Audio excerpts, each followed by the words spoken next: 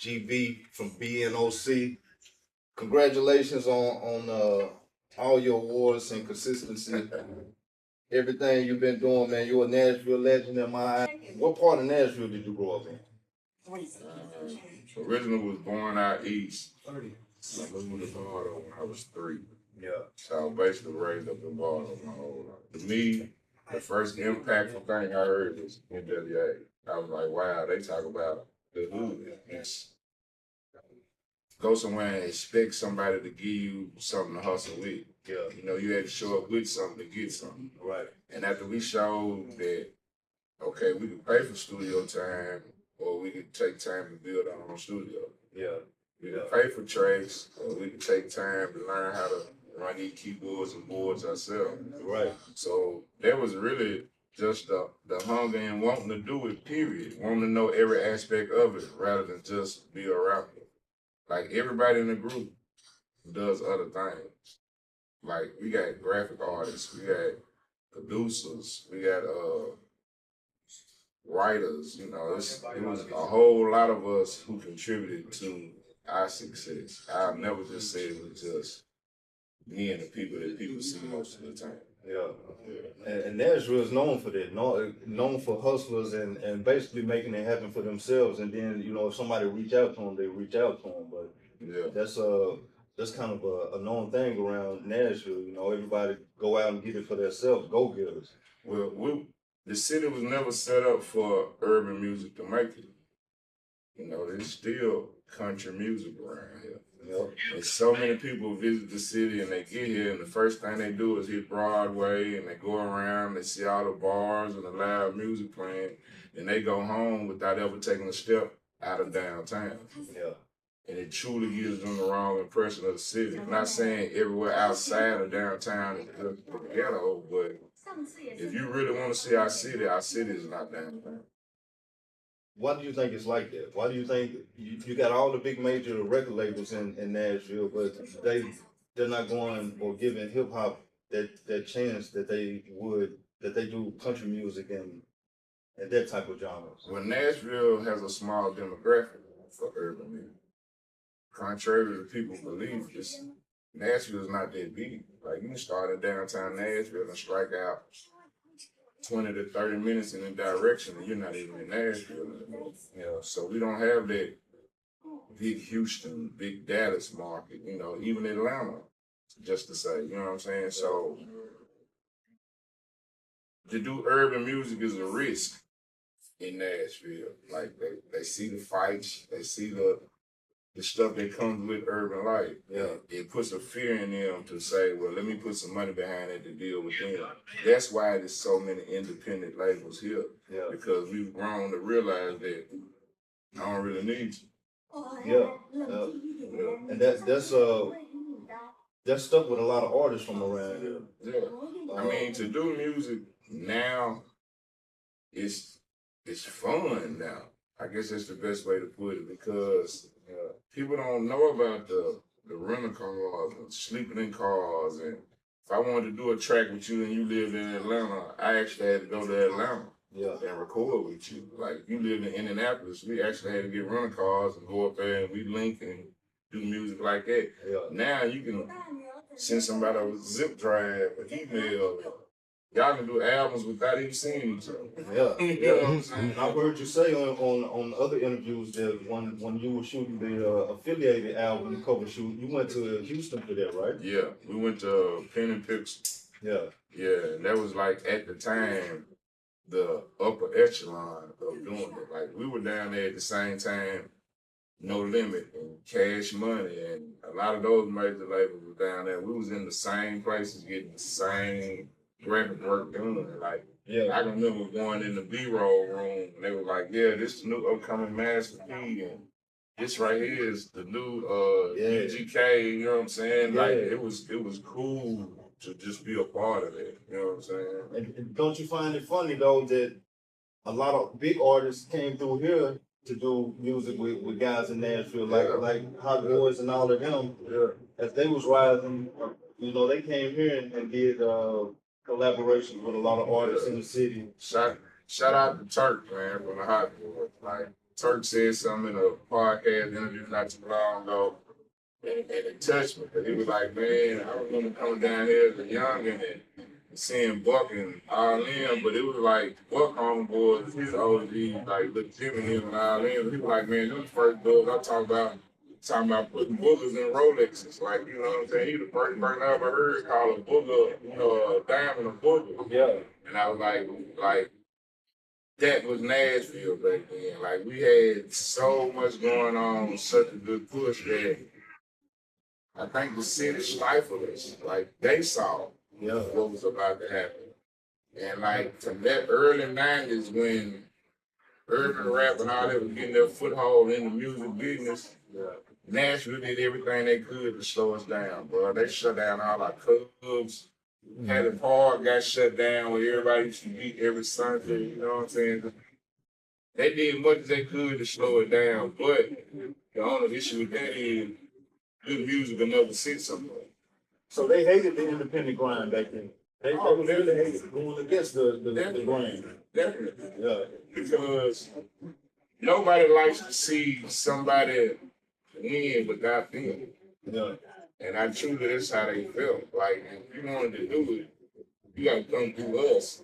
We're going to put so many hurdles in front of you that you just don't give up on doing it. Yeah. So everybody just remained independent, did our own posters, got with people like disc makers, start getting our own CDs, stuff pressed up and all that. And once that floodgate was open, the rest was a wrap.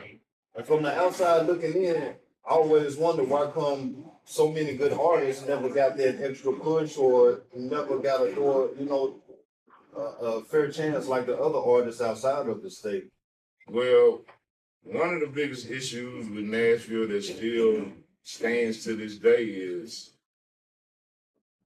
the I do it too mentality. Yeah. You know what I'm saying? You got a lot of people be like, man, this right here bumping, man. That's bumping, man. You know what I'm saying? Check this out. And you show it to them. They be like, yeah, that motherfucker's great. But look, what I do it too. Yeah. You know what I'm saying? So if everybody could just get together and push the same direction, it won't be a problem. Like, you got a car, but everybody pushing it in different directions. It ain't gonna go nowhere. Right. How important is it surrounding yourself with people that support you, like you just said, with what you're doing, and even if they're doing the same thing, support each other. It's very important. Like, that's with anything, man. The slightest pat on the back might change somebody's whole trajectory. Yeah. You know what I'm saying? Like, you could have told somebody, man, that motherfucker right there was bumping, bro. Like, yeah, you got your one right there. Yeah. He might have thought it was trash. You know what I'm saying? And never would have bought it to the day of life. Right. So, it's okay to give somebody else a flower. You ain't gotta wait till they stretched all the way out and hung over the cliff and say, hey man, you did it. No, that's real. That's real talk. You recently got Stepped On Artist of the Year award. Yeah. How did you feel about getting that? Man, Long time coming. blessed, man. I guess that's the best word I can think about when I say it, bro, because like I've been doing it so long to be appreciated by people that know me growing up and stuff. That's one thing. Right. But to still hear the generation that they say don't like the old heads say, you bump. Yeah. Like, OG, you got you one. Like, that's the blessing in it for me, man. So, yeah, I was blessed. And I can tell, man, you relax now, and like you said, you having fun with It's it. fun now. Yeah, it's like you figured out the game fully, you know, on how to approach it, how to control your emotions and everything. But it's easier now, especially when you learn the business side of it. Yeah. You know what I'm saying? And the thing that I enjoy the fact that it's easier to do streaming and all that, and make different platforms and stuff, but it's really taking the money away from the artists. Yeah. When you were pressing and printing your own CDs, that was a whole nother market. Right? You know what I'm saying? Like, you could probably get 5,000 CDs pressed up, man, for like $1,000. Back then, you selling CDs at $10 a piece. Right. Man. And people was booming out the trunks for real back then. Man. Yeah. Boxes and boxes of CDs. How important is it places like New Life Records and stuff like that to have on your side? New Life puts you in houses that you normally wouldn't even reach. Right. Because New Life was a mecca to a point to where everybody came in there and got their rap. Everybody came in there and got their music. Shout out to Lee Nim and New Life and people like Brian Odom that had SoundStream. Like DJ Infamous had platinum bound records. Like, right. The record store was very important because you had people who literally came in there and said, "What's new? You know, what's bumping right now?" Me personally, as a youngster, I couldn't wait to come, to New Life and places like that to see what new artists in Nashville, they had to give, So, the record store was very vital. And again, that's another thing that streaming got rid of it. Yeah. You've done a lot in the city with a lot of big people. One of my favorite songs you did with Cool Daddy Fresh. Yeah. How did that come about? It started with my cousin sitting right there, Jeff, Jukebox. Like, he hit me up one day, was like, "Man, cuz, you gotta get back in this music." Like, he's like one of the top producers in the city. You know what I'm saying? On the low. He don't never toot his own horn, but I blew it. You know what I'm saying? Yeah. But he the one that really basically got me back into this, doing music again and stuff like that. Sitting in my apartment one day. He was like, "Man, I'm telling you, girl, we get together. We'll make a killer for me." We'll make a killer with you. So, you know what I'm saying? I started rapping, started doing music again. Then, like you say, I do music that I ain't calling myself no lyricist or nothing. I just try to do rap people can relate to. Because to me, your favorite rapper is only somebody that's talking about something you know about. Right. You know what I'm saying? So we got to talk about how niggas was just doing pussy ass shit. You know what I'm saying? And a lot of that is around. Right. So that song, shout out to the Fifth Ward Boys out of Texas. They had a song called Pussy. Well, pussy, weed, and alcohol. You know what I'm saying? And we decided to take that and turn it into, now I'm just talking about these pussy ass niggas. Yeah. You know what I'm saying? So we ended up flipping the instrumental, you know what I'm saying, tweaked it a little bit, and we ended up calling Pussy Niggas Get Exposed. Yeah. For doing their dumb shit they doing. You know what I'm saying? And it's more than just rah-rah talk. Like, you talk about how niggas don't take care of their kids, but on Facebook with her like they heels. Yeah, we talk about all that. Right? Go check out that video too. You're gonna love it. Yeah. So with that being said, what's next for G?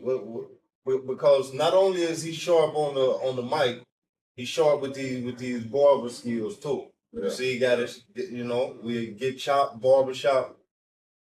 You got a lot of stuff going on. What's coming up for you? What can they expect from B.N.O.C? Right now, just trying to remain top tier without fear. Yeah, man, if I see it, I want it, I go get it. And you always been a go-getter. If it's not for me, I ain't gonna cry about no spilled milk or none of it. I just know it wasn't for me, and it's something out there better. B.N.O.C, man, I appreciate your time, bro. Thank you. Yeah. Again, man, you a legend in my eyes, man. And again, I always look forward to seeing stuff from you, man. So, thank you, man. Always support you. Guys, go check him out. YouTube, whatever social media is on. Come by, get chopped, barbershop if you need to, if you need to get shaped up, he's gonna take care of you. Yeah, man. We'll get it from Cashville Live International. B.N.O.C, baby. Peace out.